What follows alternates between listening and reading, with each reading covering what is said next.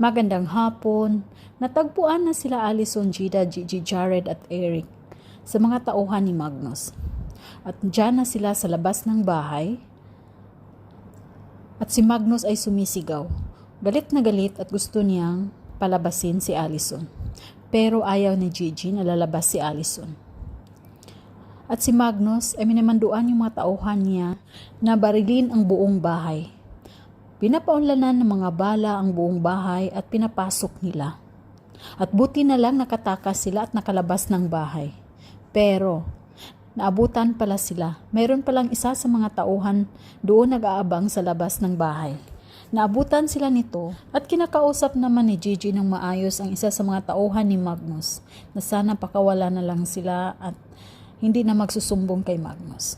At ito na nga, pinapakawalan naman sila at naawa yung tauhan ni Magnus. Pero, andyan pala si Magnus at nakikita sila. At wala na siyang pakialam kahit sa kapatid niya. Gusto niyang papatayin silang lahat.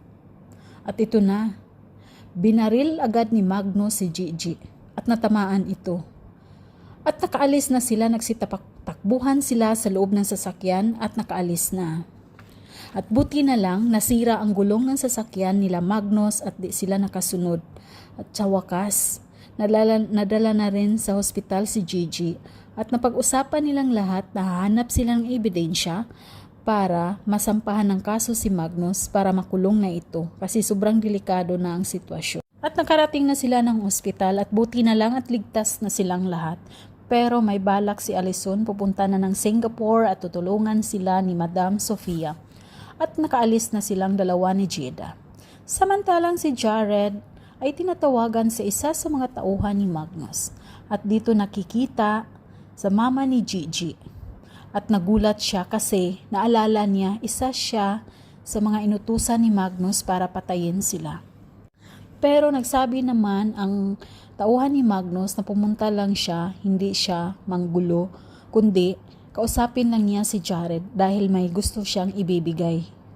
So kinakausap naman siya sa mama ni Gigi kung anong ibibigay niya. Tapos ito na ang sinabi niya. May ibigay siya na ebidensya at nanghingi rin siya ng sorry dahil sa ginawa niya. Napag-utusan lang siya at dahil sa pera. Pero ngayon ayaw na niyang sumunod at pumatay. At sabi pa niya, andito ako para ibigay ko lang ang ebidensya para makakatulong ito para masampahan nyo na si Magnus. At sabi naman ng mama ni Gigi, sige ibigay mo sa akin. So kinuha naman sa mama ni Gigi ang mga ebidensya at nalalaman niya na may priskon si Magnus. At dali-dali naman siyang pumunta kung saan nagpipriskon si Magnus. Hindi na siya nagpaalam kanila Gigi. At naabutan niya doon si Magnus na nagsasabi nagawa-gawa lang ang mga sinasabi nila ni Gigi sa kanilang kalaban at hindi ito totoo. At galit na galit ang mama ni Gigi dahil sa kasinungalingan ni Magnus. At hindi siya nakapagpigil at kinuha niya ang isang mic para magsalita na siya. Sabi niya kasinungalingan, lahat-lahat yon ay totoo. Kung ano mang sinasabi ni Gigi ay totoo yun lahat. Ikaw ay mamamatay tao. Ang dami mo nang pinatay.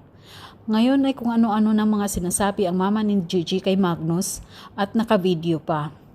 So ngayon sabi ni Magnus ay kasilungalingan lahat at huwag kayong maniwala. At wala ka ding ebidensya na ipapakita. Ang akala ni Magnus ay walang ebidensya ang dala ni mama ni Gigi pero meron. So ngayon sabi ng mama ni Gigi, may ebidensya ako. Ipagkakalat ito. Bago ako pumunta dito, pinagkalat ko na sa social media. Ayun pinapakita na nga sa mama ni Gigi ang ebidensya. At galit na galit pa rin si Magnus, sabi edited lang daw at fake. Sabi naman ng mama ni Gigi ay hindi ito fake at totoo talaga ito. At maniwala kayo na yan si Magnus ay mamamatay tao, ang dami nang pinatay.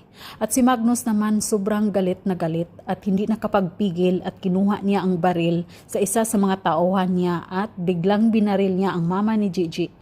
Aabangan natin bukas. Hanggang dito na lang. Maraming salamat po. God bless.